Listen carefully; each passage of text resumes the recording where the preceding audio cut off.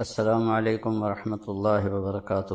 بسم اللہ الرحمن الرحیم والصلاة والسلام علی رسولہ الکریم وعلی آلہ واصحابہ اجمعین۔ اللہ تبارک و تعالیٰ کی اس امت کے ساتھ جناب رسول اللہ صلی اللہ علیہ وسلم کی طفیل اور ان کے صدقے میں بے شمار مہربانیاں ہیں، ان گنت مہربانیاں ہیں۔ اس میں ہمیں دو عیدیں بھی ان نعمتوں میں شامل ہیں جو کسی امت کو رمضان کے بعد عید کی نماز نہیں ملی، اور 10 ذو الحج کو عید قربان نہیں ملی، اور قربانی کرنا یہ نہیں ملا۔ اس امت کے بے شمار فضائل میں سے آج یہ ایک فضیلت کی ہم بات کر رہے ہیں، عید قربان۔ روشن خیالی کا زمانہ آ گیا ہے۔ روشن خیالی تو نہیں ہے، وہ اندھیر خیالی ہے کہ کتنے لوگ یہ کہنا شروع کر دیا ہے کہ قربانی کا کیا فائدہ، اتنے جانوروں کا خون ضائع ہوتا ہے، لوگوں کو پیسے دیا جائے، ویسے ان کی مدد کی جائے، اور اس قسم کی باتیں۔ تو ایک آیت ہے، یا ایھا الذین آمنوا لا تقدموا بین یدی اللہ ورسولہ، اے ایمان والو اللہ اور اس کے رسول سے آگے مت بڑھو۔ اب یہ اس وقت تو یہ حکم تھا جب صحابہ تھے، تو جب آپ چل رہے ہوں تو ان کے آگے مت چلو، لیکن قیامت تک کے لیے قرآن ہے، تو اس کا معنی جو مفسرین نے کیا ہے وہ یہ ہے کہ اللہ اور اس کے رسول کی بتائی ہوئی ترتیب زندگی کو کراس مت کرو، اس کے آگے نہ نکل جاؤ۔ ہماری عقلوں کا معیار کیا ہے، ہمارے علم کا معیار کیا ہے؟ تو میرے نبی نے حج کے موقع پر ایک بکرا آپ ذبح فرما دیتے تو آپ کی قربانی ہو جاتی۔ یہ سنت ابراہیم ہے۔ میں تھوڑا پیچھے چلا جاؤں کہ وَإِذِ ابْتَلَىٰ إِبْرَاهِيمَ رَبُّهُ بِكَلِمَاتٍ فَأَتَمَّهُنَّ قَالَ إِنِّي جَاعِلُكَ لِلنَّاسِ إِمَامًا قَالَ وَمِنْ ذُرِّيَّتِي قَالَ لَا يَنَالُ عَهْدِ الظَّالِمِينَ، کہ جب اللہ تعالیٰ فرماتے ہیں کہ جب میں نے اپنے خلیل ابراہیم کو امتحانوں میں ڈالا تو وہ ہر امتحان میں پورا نکلا، تو میں نے کہا کہ ابراہیم میں تمہیں لوگوں کا امام بناؤں۔ تو انہوں نے فرمایا میری نسل میں بھی ہو، تو کہا نہیں، جو ظالم ہوں گے وہ اس کے حقدار نہیں ہوں، جو فرما بردار ہوں گے وہ اس کے حقدار ہوں۔ اور اس میں جو ایک بہت بڑا امتحان لیا کہ 84 سال کی عمر میں بیٹا پیدا ہوا، 60 سال اگر 20 سال کی عمر میں شادی ہوئی ہو تو 64 سال دعا مانگتے رہے، رب ھب لی من الصالحین، اور اللہ نے بیٹا دیا تو فرمایا اس کو چھوڑ کے آؤ یہاں سے دور۔ انہوں نے عرض کی کہاں؟ فرمایا جبریل تمہیں راستہ دکھائے گا۔ جبریل انسانی شکل میں ایک اونٹنی پر سوار ہو کر تشریف لائے، ان کے پیچھے حضرت ابراہیم علیہ السلام، حضرت ہاجرہ علیہ السلام اور حضرت اسماعیل علیہ السلام، یہ تینوں ایک اونٹنی پر سوار۔ اور جب مکہ کے کالے پہاڑ آ گئے اور ایک وادی تھی نیچے، تو پہاڑ ایسے اوپر اس کے کھڑے ہوئے تھے، انہوں نے اس کو چھپایا ہوا تھا اس وادی، کہنے لگے یہاں چھوڑ دو اور تم خود واپس چلے جاؤ۔ تو حیران ہوئے، آگ میں ڈالے گئے تو کچھ نہیں بولے، حسبی اللہ و نعم الوکیل اتنا کہا، لیکن جب وہاں کہا جبریل نے یہاں چھوڑ دو تو کہنے لگے یہاں کیسے چھوڑ دوں، یہاں تو کچھ بھی نہیں ہے۔ تو جبریل بولے کہ آپ کے اللہ کی منشا ہے، ان دونوں کو یہاں چھوڑ دیں، اس بچے سے اللہ تعالیٰ آخری نبی کو پیدا فرمائیں۔ تو یہ اتنی بڑی قربانی تھی، اور ان سے بڑھ کر قربانی حضرت ہاجرہ کی تھی کہ اگر وہ آپ کی دوسری بیوی سے پیدا ہوتا تو وہ آپ کی ہم عمر تھی، اور اللہ نے ان سے بھی، حضرت اسحاق ان سے پیدا ہوئے، وہ بعد میں پیدا ہوئے۔ ان کی جو بیگم تھی حضرت سارہ، تو ان سے نہیں پیدا ہوا، وہ مصر کی شہزادی سے پیدا ہوا جن کی 20-25 سال عمر تھی۔ تو وہ کہنے لگی آپ کدھر جا رہے ہیں؟ تو وہ خاموش، وہ حیران پریشان کہ مجھے اکیلے چھوڑ کے کہاں جا رہے ہیں؟ تو چلتے چلتے چلتے جہاں آج زمزم کے پانی کے وہ کنیکشن لگے ہوئے ہیں، کدئی اس کو کہتے ہیں، وہاں پہنچے 3-4 میل چل کے۔ تو پھر حضرت ہاجرہ کو خیال آیا یہ نبی ہیں، کہیں اللہ نے نہ کہا ہو، تو فرمانے لگے اللہ امرک، کیا اللہ نے آپ کو حکم دیا ہے؟ تو آپ نے ایسے سر ہلایا، اذن لن یضیعنا اللہ، پھر اللہ ہمیں ضائع نہیں کرے گا، آپ چاہیں۔ وہ اونٹنے پہ سوار ہوئے، اور آپ ذرا تصور کریں، مستورات بھی سن رہی ہوں گی کہ 20-25 سال کی بچی کو مکہ کے کالے پہاڑوں میں جہاں نہ انسان، نہ پانی، نہ سایہ، نہ درخت، نہ چھاؤں، اکیلے چھوڑ دیا جائے اور وہ شہزادی، تو اس پہ کیا بیتی ہو، اس پہ کیا گزری ہوگی۔ تو ان کو دیکھتی رہیں۔ جب وہ پہاڑ پار کر کے نیچے چلے گئے تو پھر بوجھل قدموں سے واپس آئیں۔ تو اللہ تعالیٰ نے ان کی قربانی پر زمزم کا کنواں نکالا۔ تیسرے دن جو پانی دے گئے تھے، کھانا دے گئے تھے، وہ ختم ہو گیا۔ تو پھر انہوں نے صفا مروہ کے 7 چکر لگائے کہ کوئی انسان بشر نظر آ جائے، لیکن کوئی نظر نہیں آیا۔ 7ویں چکر میں وہ ان کا دم گھٹنے لگا اور سانس پھولنے لگا اور وہ گر گئیں۔ جب بیٹے کی طرف نظر دوڑائی تو وہاں ایک آدمی کو کھڑے دیکھا، تو پھر ایک دم بھاگی تو دیکھا تو وہ آدمی تو غائب تھا، اور اس بچے جہاں ایڑیاں رگڑ رہا تھا وہاں سے چشمہ نکلا ہوا تھا پانی کا، جو زمزم کا کنواں کہلاتا ہے۔ اور اس سے پرانا کنواں دنیا میں کوئی موجود نہیں جو آج بھی اسی طرح صاف ستھرا پانی دے رہا ہو۔ اس میں کیڑے نہیں پیدا ہوتے، اس میں مینڈک نہیں پیدا ہوتے، اس میں وہ پانی میں سبز رنگ کی کائی جم جاتی ہے، وہ نہیں جمتی، کوئی مچھر وہاں پیدا نہیں ہوتا، اور کوئی اس کا کسی چشمے سے رابطہ نہیں، تعلق نہیں، کسی پیچھے پانی کے کسی حوض کے ساتھ یا پانی کے کسی خزانے کے ساتھ اس کا رابطہ نہیں۔ وہاں جو انجینئر تھے کنویں پر، وہ انڈین تھے، وہ مجھے ملے، انہوں نے بتایا کہ جب ہم چلاتے ہیں موٹر ٹربائن کو تو اس میں سوراخ ہیں کنویں کی دیواروں میں، ان سے پانی ایسے ابل کے آتا ہے، اور جب ہم بند کرتے ہیں ٹربائن کو تو وہ پانی بند ہو جاتا ہے، اور آج تک اس کا لیول کبھی بھی کم نہیں۔ تو پھر اللہ تعالیٰ نے فرمایا اب جاؤ اور ذبح کر کے آ جاؤ۔ جس باپ کی عمر کو تقریباً کوئی 90 سال سے اوپر ہو چکی ہو، اور وہ فلسطین سے چھری لے کر چلا ہو کہ بیٹے کو ذبح کرنے جا رہا ہوں، تو اس پہ کیا بیتی ہوگی ان لمحات میں، اس سفر میں، اس کے دن رات میں، کس طرح خیال آتا ہوگا، کیسے ذبح کروں گا، کیا ہوگا۔ اور پھر ان کو لے کر جب وہ پہنچے اس جگہ، وہ جگہ تو اب انہوں نے صاف کر دیا، پہاڑ ہٹا دیے ہیں، اللہ ان کا بھلا کرے، حاجیوں کی سہولت کے لیے۔ تو میں اس جگہ پہ گیا ہوں، میں نے دیکھی ہے جب پہاڑ کھڑے تھے، تو چاروں طرف پہاڑ ہیں، بیچ میں ایک چھوٹی سی وادی ہے۔ کہنے لگے بیٹا میں دیکھتا ہوں کہ میں تمہیں ذبح کر رہا، اور نبی کا خواب وہی کے برابر ہو۔ تو انہوں نے فرمایا یا ابا تفعل، بابا فوراً کرو، یا ابا افعل بھی نہیں ہے، یا ابا تفعل، اتنی تیزی سے فرمایا کہ الف کو گرا دیا۔ ستجدنی انشاء اللہ من الصابرین، تو مجھے دیکھے گا کہ میں صبر کرنے والوں میں سے۔ تو کہنے لگے تجھے پتہ بھی ہے کہ میں کیا کہہ رہا ہوں؟ کہنے لگے ہاں پتہ ہے، آپ مجھے ذبح کریں گے میں مر جاؤں گا، لیکن مجھے دنیا کے بدلے جنت مل جائے گی، آپ کے بدلے مجھے اللہ مل جائے گا۔ پھر فرمانے لگے کہ ہاں مجھے یہ دکھ ضرور ہے کہ میری ماں کو بڑا صدمہ ہوگا۔ تو اپنا کرتا اتارا اور وہ ان کو دیا کہ یہ جا کے کرتا میری ماں کو دے دینا، جب میری یاد آئے گی میرا کرتا دیکھ لے گی۔ اور وہاں اللہ کا حکم پورا کیا، اور لٹا کر جب چھری چلانے لگے تو کرنے والا تو اللہ ہے، یہاں کوئی لوہے کا ٹکڑا نہیں آیا، یہ جگہ پتھر نہیں بن گئی، لوہا نہیں بن گئی، چھری موم نہیں بنی، چھری اسی طرح تیز ہے اور گردن اسی طرح نرم ہے، لیکن وہ اوپر سے حکم آ گیا نہیں کاٹنا۔ 2-3 دفعہ چھری چلائی نہیں چلی، تو تیسری دفعہ پھر اللہ تعالیٰ نے جبریل سے فرمایا کہ جلدی سے جنت سے چھترا لے کر جاؤ اور اسماعیل کو نکال لو اور چھترے کو ڈال دو۔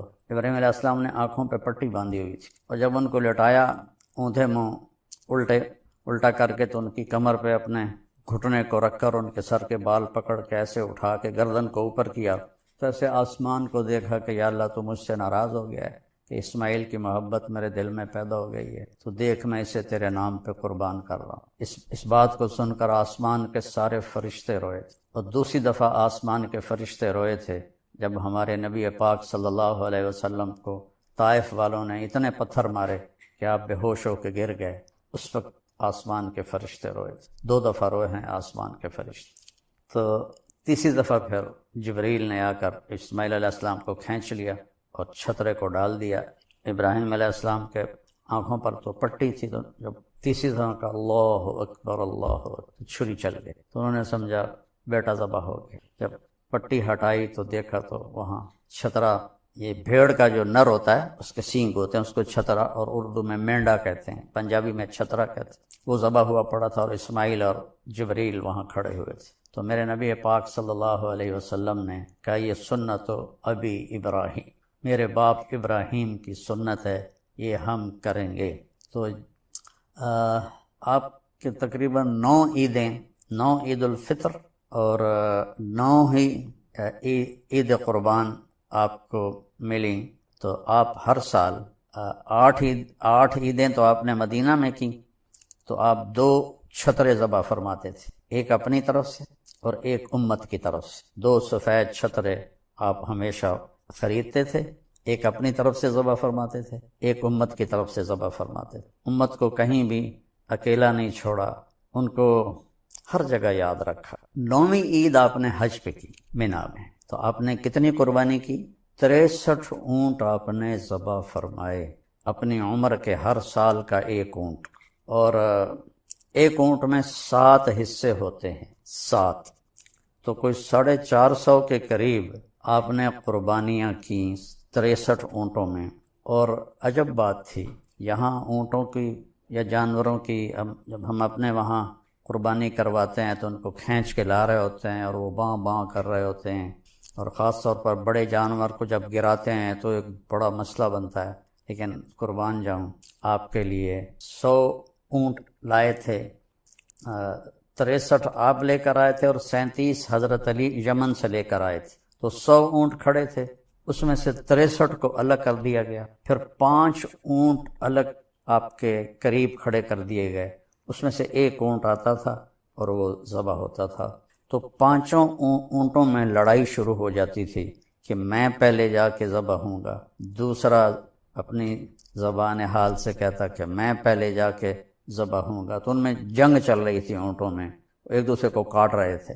تو آپ نے 63 قربانیاں اونٹوں کی فرمائیں۔ تو آپ بھی کہتے غربت کا زمانہ ہے، اور اس وقت تو غربت تھی بہت زیادہ، 63 اونٹ کے پیسے غریبوں میں تقسیم کر دو۔ تو اپنی رائے کو اللہ رسول کے حکم کے تابع کر کے چلنا چاہیے، چونکہ ہمارا علم بھی بہت تھوڑا ہے، ہماری عقل بھی بہت تھوڑی ہے۔ تو آپ نے حضرت علی علیہ السلام سے فرمایا کہ علی، اس کا گوشت، اس کی کھال، اس کے کھراوڑے سارے تقسیم کر دو، اور اس کی جو صفائی کرنے کی جو اجرت ہے کسائی کی، اس میں گوشت نہیں دینا قربانی کا، وہ میں الگ سے ادا کروں گا۔ اور اپنی بیویوں کی طرف سے آپ نے ایک گائے ذبح فرمائی، آپ کی تو 9 بیویاں تھیں لیکن آپ نے ایک گائے ذبح فرمائی۔ تو اس کے بعد پھر آپ نے حضرت علی سے فرمایا کہ کچھ ہر اونٹ سے چھوٹا چھوٹا گوشت کا ٹکڑا لے کر آؤ، تو وہ لے کر آیا کہ دیگ پہ چڑھا دو، تو دیگ پہ چڑھا دیا گیا۔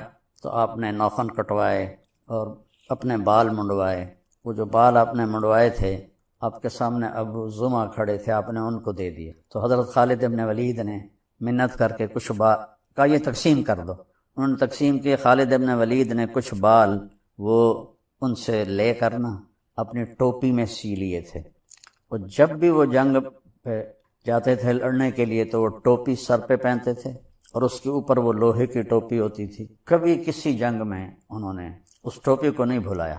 ایک دفعہ رومیوں نے حملہ کر دیا تو ساتھیوں نے کہا کہ حملہ ہو گیا، تو کہنے لگے میری ٹوپی لاؤ، وہ ٹوپی مل نہیں رہی تھی، تو صحابہ کہنے لگے وہ سر پہ چڑھ گئے ہیں، کہا اس سے بھی آگے آ گئے تو میں اس وقت تک نہیں اٹھوں گا جب تک مجھے ٹوپی نہ مل۔ تو پھر وہ کہیں کسی کونے میں دب گئی تھی، وہ ٹوپی ملی تو پہن کے اوپر لوہے کی ٹوپی، پھر جب وہ حملہ کرتے تھے تو جیسے شیر کے آگے بکریاں نہیں کٹتی اور بھاگتی، ایسے ان کے سامنے خلقت دوڑتی اور بھاگتی تھی۔ دنیا نے ایسا جرنیل آج تک نہیں پیدا کیا، سیف اللہ کا جس کو لقب ملا ہو، اس کو اللہ کے نبی نے اللہ کی تلوار کہا۔ اس لیے جب ان کا بڑی جوانی میں فوت ہو گیا، 56 سال کی عمر میں، تو فرمانے لگے ساری زندگی پہلی صف میں لڑا کے شہید ہو جاؤں، لیکن آج میں بزدلوں کی طرح مر رہا ہوں۔ تو علماء فرماتے ہیں کہ انہوں نے کوئی 100 سے زیادہ جنگیں لڑیں، اگر وہ ہزاروں جنگیں بھی لڑتے تو وہ شہید نہیں ہو سکتے تھے، کہ اللہ کی تلوار نیام میں تو جا سکتی ہے، ٹوٹ نہیں سکتی، اسے توڑ کوئی نہیں سکتا۔ تو جس میدان میں خالد ہوتے تھے کبھی شکست نہیں، ہمیشہ فتح ہوتی تھی۔ تو آپ نے اپنے بال صاف کروائے اور اپنی مونچھیں چھوٹی کروائیں، داڑھی کو ٹھیک کروایا، پھر غسل فرمایا، پھر کپڑے بدلے، اتنے میں پھر وہ دیگ تیار ہو گئی۔ تو اس میں سے آپ نے گوشت بھی کھایا اور شوربہ بھی کھایا، اور پھر آپ اپنے اونٹنی قصواء پر تشریف لے گئے طواف زیارت کرنے کے لیے۔ تو امت کو اللہ جزائے خیر دے، انہوں نے اس سنت کو آج تک باقی رکھا ہوا ہے، اور لوگ بڑھ چڑھ کی قربانیاں کرتے ہیں، اور اللہ تعالیٰ آپ کے جو خون کا پہلا قطرہ گرتے ہی جو قربانی کرنے والا ہے اس کی اللہ تعالیٰ بخشش فرما دیتا ہے، بشرطے کہ اس کے ساتھ کوئی اور کبیرہ گناہ نہ ہو۔ اور جتنے اس کے جسم پہ بال ہوتے ہیں، ہر بال کے بدلے ایک نیکی لکھی جاتی ہے، اور ایک پھر 10 گنا ہوتی ہے، پھر 10 سے جتنا اخلاص ہوگا بڑھتے بڑھتے کہاں سے کہاں چلی جائے گی، تو اس کا اللہ تعالیٰ نے یہ اجر رکھا ہے۔ تو شوق سے بہت سے لوگ ماشاءاللہ بہت زیادہ قربانی کرتے ہیں، اور ایک یہ جو بڑے بڑے موٹے قسم کے جانور ہیں یہ نہیں خریدنے چاہیے، ان کو ان کا گوشت کھانے کے قابل نہیں ہوتا، یہ صرف دکھاوے کے ہوتے ہیں، اور ایک مالداروں میں مقابلہ لگ جاتا ہے، میں نے 20 لاکھ کا خریدا، کہتا میں نے 30 لاکھ کا خریدا، 20 لاکھ میں کتنے بکرے قربان ہو سکتے ہیں، اس کا اجر زیادہ ہے۔ تو یہ جو یعنی ضرورت سے زیادہ موٹے جانور آپ کو نظر آتے ہیں، چاہے بکرے ہوں چاہے یہ گائے بیل ہو، یہ ان کے ساتھ کچھ کرتے ہیں جس کی وجہ سے وہ بہت زیادہ چربی چڑھ جاتی ہے، تو ان کا گوشت کھانے کے قابل نہیں ہوتا ہے۔ تو یہ میرا مشورہ ہے، باقی یہ کوئی فرض واجب سنت کی بات تو ہے نہیں، لیکن اگر اس کی بجائے اتنے مہنگا جانور خریدنے کی بجائے زیادہ جانور خرید دیے جائیں تو زیادہ غریبوں کے گھر گوشت چلا جائے گا۔ تو اس قربانی کو ہم نے ہمیشہ انشاءاللہ زندہ رکھنا، اور یہ اس قسم کی باتیں کہ کیا فائدہ، یہ بہت نادانی کی باتیں ہیں، اللہ اس کے رسول سے ٹکرانے والی باتیں ہیں۔ اللہ ہمیں اس سنت کو زندہ رکھنے کی توفیق نصیب فرمائے۔ السلام علیکم۔ میں ڈیرے میں بیٹھا تھا تو ایک مراسی آ گیا، ساتھ اس کا بچہ، کہنے لگا میاں صاحب اے میرے پوتر نو نوکری لوا دی۔ میں نے کہا مراسی تو کدی نوکری کر دے نہیں، تو یہ کیویں کرے گا نوکری؟ کہ سائیں بھوک تو مر گئے ہیں، ان کو خراب دیندہ ہی کوئی نہیں، تو تسی مہربانی کرو تینوں نوکری لواؤ، نوکری کرے گا۔ ٹھیک۔ تو وہ ایک شوگر مل کے جی ہاں میرے دوست سے میں نے فون کیا، تو انہوں نے کہا بھیج دے، میں لیبر میں رکھ لوں گا۔ تو میں نے بھی اسی طرح بے دھیانی میں کہا چاچا اینو لے جا کوٹ ادو، اینو لیبر چ رکھ لواں آغاز دیر آباد سرداریاں کریں۔ تجھے سمجھ میں آ رہا؟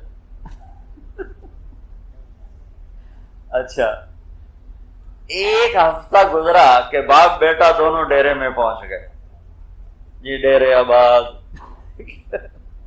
وہ نوکری تے بھیجے آئے، انہوں کدھر لے کے آ گیا کہ میاں صاحب تسا آخیا لیبر چ رکھ لے سی، میں سمجھا لیبر کوئی وڈا افسر ہوندا ہے، تو میرا پوتر افسر لگ گیا، انہیں تو بوریاں چوا چوا دی کنڈ تروڑ چھڑی۔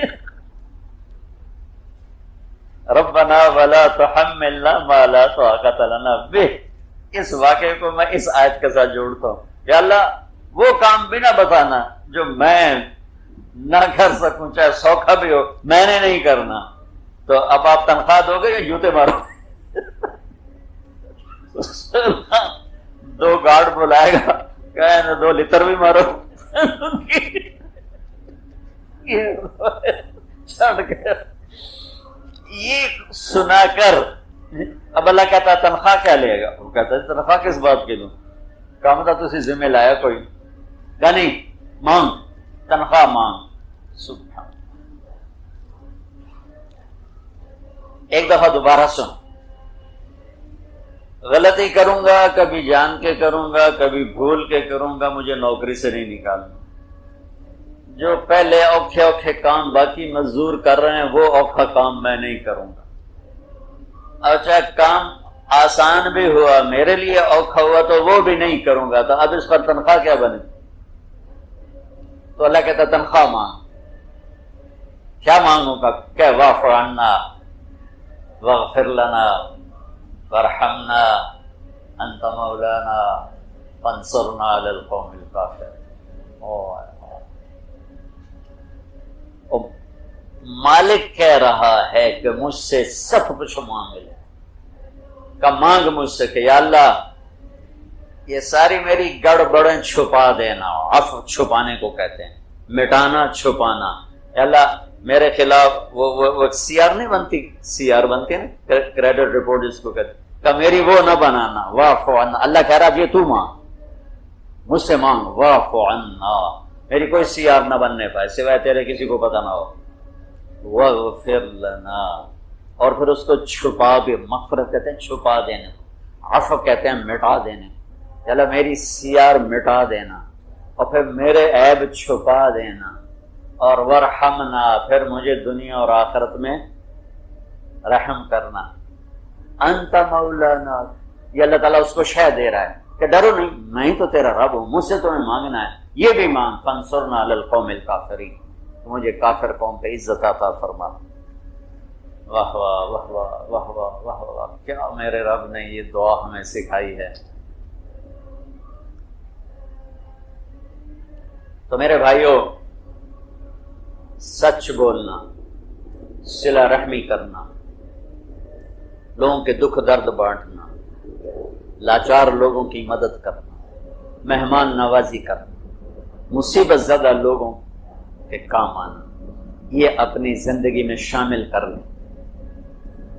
چھوٹے تاجر ہو بڑے تاجر ہو, چھوٹے افسر ہو بڑے افسر ہو, باپ کے مقام پر ہو ماں کے مقام پر ہو, جہاں بھی چند آدمی آپ کے نیچے ہیں ان سے حسن سلوک, پیار محبت کا رویہ رکھو, تو انشاءاللہ اللہ جل جلالہ کو اپنے بندوں سے حسن سلوک بہت پسند.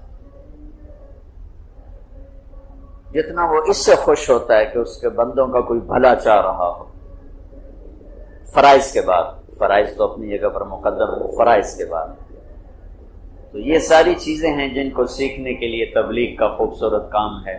آپ سب بھائیوں سے گزارش ہے جب آپ پاکستان واپس جائیں تو زیادہ نہیں تو 3 دن ہر مہینے ضرور لگاتے رہیں, اس سے آپ کو انشاءاللہ بہت فائدہ ہوگا. اور دعا سے پہلے ایک چھوٹی سی بات یہ ہے کہ اگر دل میں کسی کے بارے میں بغض ہے, رنجش ہے, نفرت ہے, اس کو نکال دیں. کہ اللہ کو صاف دل کی دعا پسند, اللہ تعالیٰ کو وہ سینہ بڑا پسند ہے جو بغض سے پاک ہو, جو نفرت سے پاک. تو یہ میری گزارش ہے سارے بھائیوں سے, نصرات سے, کہ اگر کوئی کسی سے اس طرح کی گرہ اپنے دل میں لگا چکا ہے تو اسے کھول دیں, اسے صاف کر دیں, اسے معاف کر دیں.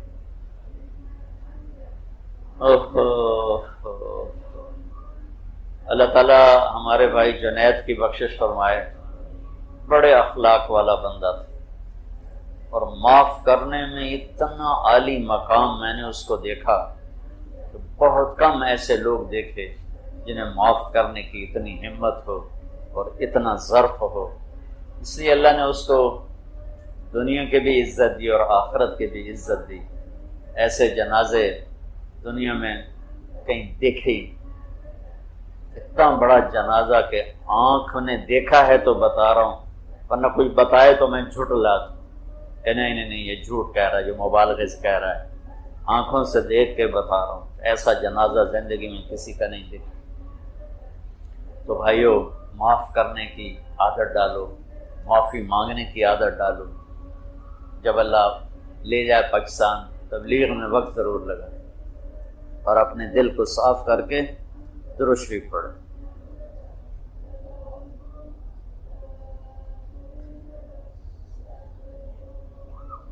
اللهم لك الحمد كما أنت أهله, فصل على محمد كما أنت أهله, وافعل بنا ما أنت أهله, إنك أهل التقوى وأهل المغفرة. اللهم أنت أحق من ذكر وأحق من عبد وأنصر من ابتغي وأرأف من ملك وأجود من سئل وأوسع من أعطى. أنت الملك لا شريك لك, والفرد لا ند لك, والعلي لا سمي لك, والغني لا ظهير لك. كل شيء هالك إلا وجهك, كل ملك زائل إلا ملكك, كل ذل خالص إلا ذلك. أنت الأحد الصمد الذي لم يلد ولم يولد ولم يكن له كفوا أحد.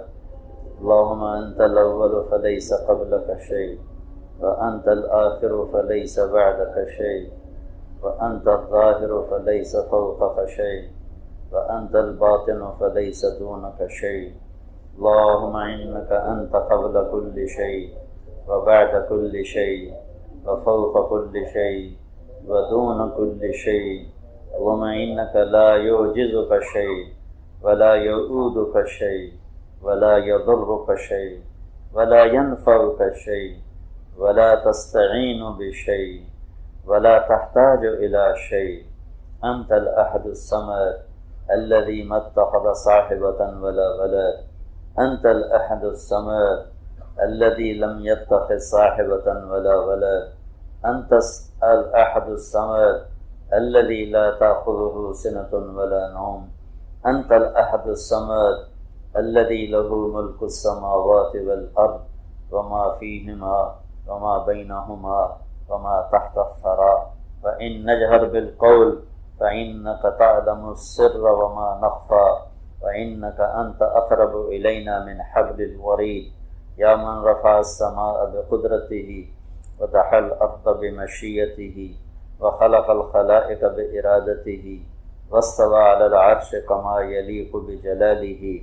يا من في السماء عرشه وفي الأرض سلطانه وفي البحر سبيله وفي الجنة رحمته وفي النار عقابه وفي النار عقابه. يا أحد الصمد الذي ليس كمثله شيء وهو السميع البصير. يا أحد الصمد الذي يرسل الرياح مبشرات. يا أحد الصمد الذي يمسك السماوات والأرض أن تزولا. يا الله يا أحد يا واحد يا موجود يا جواد يا جواد يا جواد. ربنا آتنا في الدنيا حسنة وفي الآخرة حسنة وقنا عذاب النار. ربنا هب لنا من أزواجنا وذرياتنا قرة أعين واجعلنا للمتقين إماما. ربنا ربنا ربنا لا تزغ قلوبنا بعد إذ هديتنا وهب لنا من لدنك رحمة إنك أنت الوهاب. ربنا لا تؤاخذنا إن نسينا أو أخطأنا. ربنا ولا تحمل علينا إصرا كما حملته على الذين من قبلنا. ربنا ولا تحملنا ما لا طاقة لنا به واعف عنا واغفر لنا وارحمنا أنت مولانا فانصرنا على القوم الكافرين. اللهم حبب إلينا الإيمان وزينه في قلوبنا وكره إلينا الكفر والفسوق والعصيان واجعلنا من الراشدين. واجعلنا من الذين يجاهدون في سبيلك حقا يأمرون بالمعروف وينهون عن المنكر ولا يخافون في الله لومة لائم. اللهم آت نفوسنا تقواها وزكها أنت خير من زكاها أنت وليها ومولاها. اللهم حبب إلينا الإيمان وزينه في قلوبنا وكره إلينا الكفر والفسوق والعصيان واجعلنا من الراشدين. اللهم اشفنا من كل داء وعافنا من كل بلاء وجنبنا من سيء الأسقام وارزقنا بغير حساب من حيث لا نحتسب. اللهم ما مننت به علينا فتممه وما أنعمت به علينا فلا تسلبه وما سترته منا فلا تهتكه وما علمته منا فاغفره يا غفار وما علمته منا فاغفره يا غفار. اللهم إنا نسألك من خير ما تعلم ونعوذ بك من شر ما تعلم ونستغفرك لما تعلم إنك علام الغيوب إنك علام الغيوب. اللهم آت نفوسنا تقواها وزكها أنت خير من زكاها. اللهم إنا نعوذ بك من جهد البلاء ودرك الشقاء وسوء القضاء وشماتة الأعداء. اللهم إنا نعوذ بك من الحور بعد الكور ودعوة المظلوم وسوء المنقلب في المال والأهل. اللهم إنا نعوذ بك من الكسل والهرم وسوء الكبر وفتنة الدنيا وعذاب القبر. اللهم إنا نعوذ بك من زوال نعمتك وفجاءة نقمتك وتحول عافيتك وجميع سخطك. لك العقبى عندنا خير ما استطعنا ولا حول ولا قوة إلا بك. اللهم إنا نعوذ بك من الكفر والفقر ونعوذ بك من عذاب القبر لا إله إلا أنت. اللهم لا تخزنا فإنك بنا عالم ولا تعذبنا فإنك علينا قادر. اللهم استر عوراتنا وآمن روعاتنا وأجرنا من خزي الدنيا وعذاب الآخرة. اللهم وفقنا لما تحب وترضى. اللهم وفقنا وأهلنا وأولادنا وإخواننا وعشائرنا لما تحب وترضى. اللهم وفق أمة حبيبك لما تحب وترضى. اللهم وفق الإنس والجان لما تحب وترضى. اللهم أخرجنا وإياهم من الظلمات إلى النور. اللهم اجعل كلمة الذين كفروا السفلى وكلمة الله هي العليا. اللهم ول علينا خيارنا ولا تول علينا بذنوبنا شرارنا. اللهم لا تسلط علينا من لا يخافك فينا ولا يرحمنا. اللهم آت الملك خيارنا وانزع الملك من شرارنا. اللهم آت الملك اللهم اجعل الملك في سمحائنا اللهم اجعل الملك في حلمائنا والمال في سمحائنا. اللهم لا تجعل الملك في سفهائنا ولا المال في بخلائنا. اللهم لا تسلط علينا من لا يخافك فينا ولا يرحمنا. اللهم وفقنا لما تحب وترضى واجعل آخرتنا خيرا من الأولى.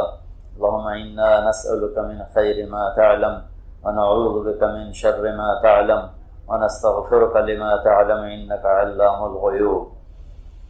اے زمین و آسمان کے اللہ، اے شہنشاہ اعظم، اے وہ ذات جسے زوال نہیں، اے وہ بادشاہ جس کی بادشاہی کو زوال نہیں. ہم سب تیرے حقیر بندے، فقیر بندے بندیاں، تیرے غلام، تیری باندیاں، تیرے نوکر، تیری نوکرانیاں، تیری مخلوق میں سب سے ضعیف مخلوق تیرے در پر حاضر ہیں. تیرا میدان تیرا اس وقت شاہی میدان، یا اللہ یہ تیرا شاہی محل، تیرا شاہی میدان، یہ تیرا دربار اس وقت تیرے فقیروں سے بھر چکا ہے. تیرے در پہ مسکینوں کا رش ہے، غریبوں کا رش ہے، محتاجوں کا رش ہے، ضرورت مندوں کا رش ہے. آج تیری بارگاہ میں فقیر و بادشاہ نے کفن پہنا ہوا ہے. آج سب نے اپنی پہچان کو مٹا دیا ہے، اپنے نشان اتار دیے ہیں، اپنے بیج اتار دیے ہیں، اپنے سروں سے اپنی دستاریں اتار دی ہیں. یا اللہ، چھوٹا اور بڑا، بادشاہ اور فقیر، سب گداگر بن کر تیرے دربار پہ حاضر ہیں اور تیری منت کرنے آئے ہیں کہ یا اللہ ہمیں پتہ ہے تو ہم سے روٹھا ہوا ہے. مدت ہوئی ہے اس امت پر اندھیری رات کو چھائے ہوئے. یا اللہ، صدیاں گزر گئی ہیں، اتنا لمبا زمانہ پہلے کبھی نہیں آیا تھا. اس سے پہلے تاتار کا فتنہ آیا تھا اور 50 سال میں تو نے اسے اسلام نے نصیب فرما دیا. اب 3 صدیاں مکمل ہونے کو ہیں. تیرے محبوب کی امت پارا پارا ہو گئی ہے. اس بچے کی طرح ہے جس کے ماں باپ بھی اسے چھوڑ جائیں اور وہ اکیلا بھٹکا ہوا. یا اللہ، اس کا کیا حال ہوگا جس کا کوئی بھی زندہ نہ بچا اور وہ تنہا اس دنیا میں اکیلا رہ گیا. میرے مولا، آج ہم بالکل تنہا ہیں، اس معصوم بچے کی طرح تنہا ہیں جس کے آگے پیچھے کالی رات کے پردے ہیں اور جس کی آہیں اس کے سینے میں گھٹ گھٹ کے دم توڑ رہی ہیں.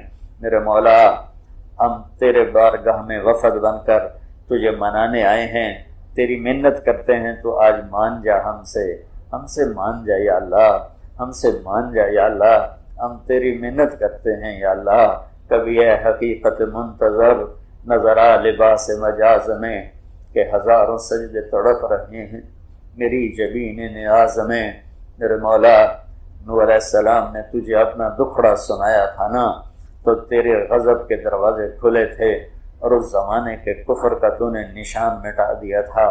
میرے مولا آج ہم بھی تجھے اپنا دکھڑا سناتے ہیں، ہمیں یا اللہ بھیڑ بکریوں کی طرح کاٹا جا رہا ہے، ہمیں جانوروں کی طرح دھانکا جا رہا ہے، ہمارے منڈیوں میں مول لگتے ہیں میرے مولا، تیرے محبوب کی امت کو منڈی کے جنس کی طرح بیچا جاتا ہے، جانوروں کی منڈی کی طرح، جانوروں کی طرح ہماری بولیاں لگتی ہیں۔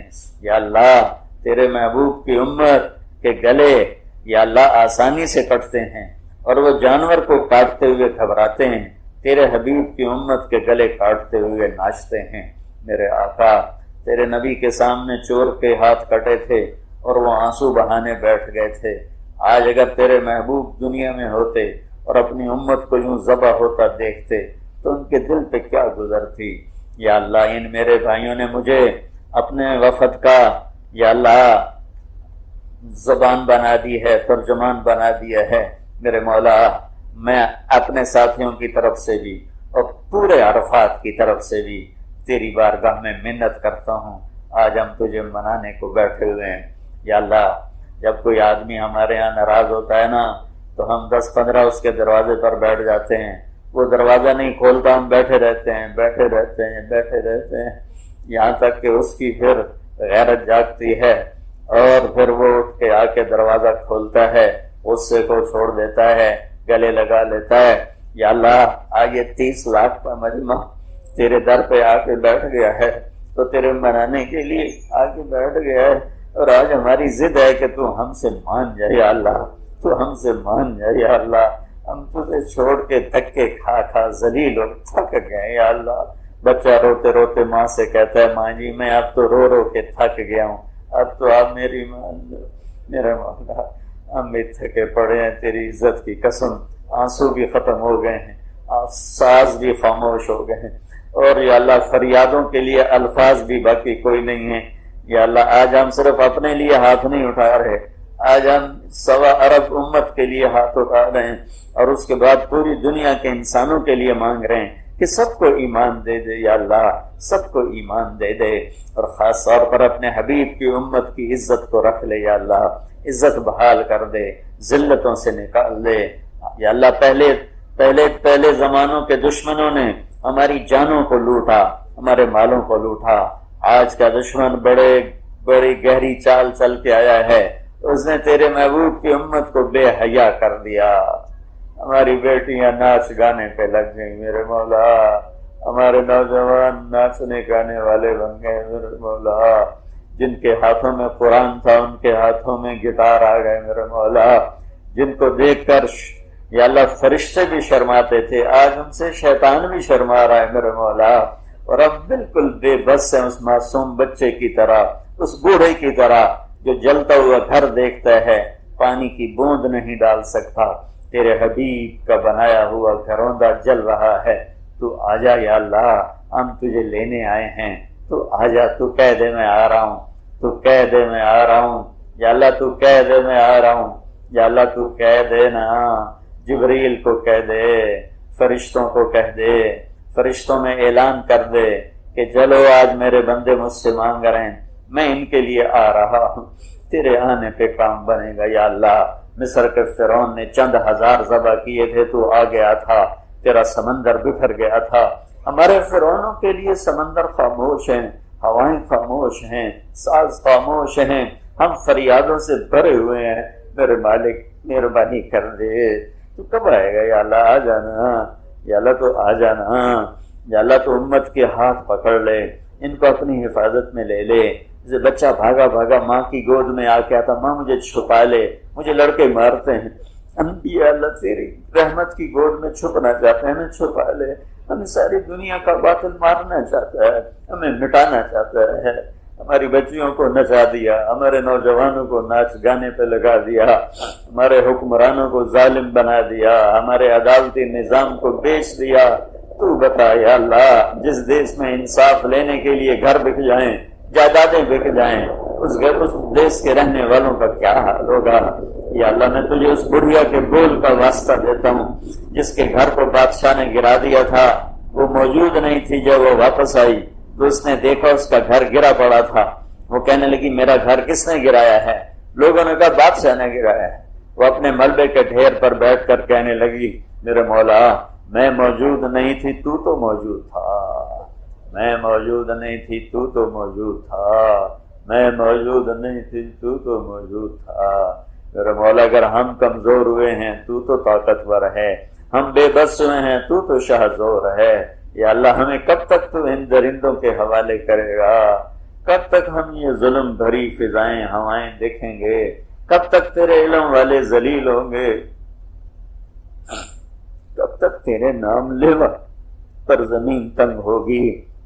کب تک تیرے نام کے دشمن دنیا میں راج کریں گے؟ میرے مولا یہ وفد سورج ڈوبنے کو ہے، عرفات کا وقت ختم ہونے کو ہے، جلدی جلدی مان جائے یا اللہ، ہم تھکے پڑے ہیں، بیٹھ بیٹھ کے بھی تھکے پڑے ہیں یا اللہ، اتنی جان بھی نہیں کہ تیرے کو گڑ گڑا کے منت کر سکیں، کہ جسم بھی ساتھ نہیں دے رہا، گلا بھی ساتھ نہیں دے رہا۔ اس میں بوڑھے جو میرے قافلے کے ضعیف بوڑھے سفید بالوں والے، ان کے سفید بالوں کی توفید یا اللہ اپنا دریا رحمت کا دروازہ کھول دے۔ یہ تیرا نیک بندہ عبدالستار بہت متقی آدمی ہے، اس کے واسطے سے یا اللہ تو ہمارے اوپر رحم کے دروازے کھول دے یا اللہ۔ ہمارے پاس کچھ نہیں تجھے دکھا، ہمارے پاس کچھ نہیں تجھے دکھا،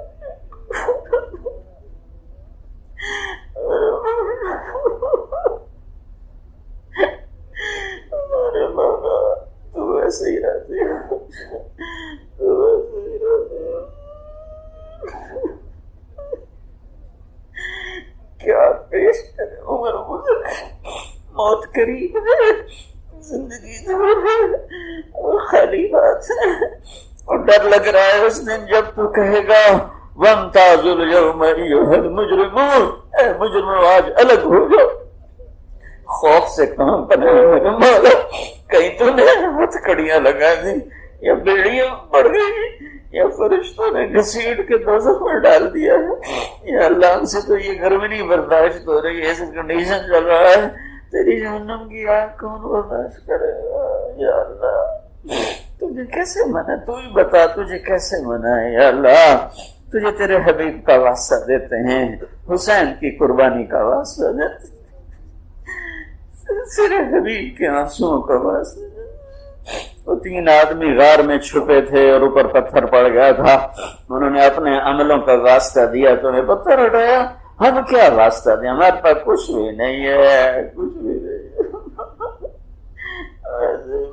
ہم مراسی ہے، ہم ڈوب ہے تیرے در کے ناٹے پر، ہمیں ویسے ہی ہمیں دنیا کی جہنم سے بچا، ہمیں آخرت کی جہنم سے بچا۔ یہ اتنا 30 لاکھ میں کتنے لوگ روئے، کتنی بندیاں تیری نے رو رو کے زمین کو تر کیا، مجھے تو پتہ نہیں ہے، میں ممبر پہ بیٹھا ہوں، میرا رونا خلوص کا ہے یا ریاکاری کا ہے، لیکن یہ میرے سامنے جو گھٹنوں میں سر دے کے رو رہے ہیں تو صرف تیری محبت میں رو رہے، تو صرف تیرے خوف میں رو رہے، صرف تیری طلب میں رو رہے یا اللہ۔